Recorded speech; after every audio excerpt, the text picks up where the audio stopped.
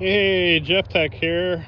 I just got back driving 170 kilometers to pick up this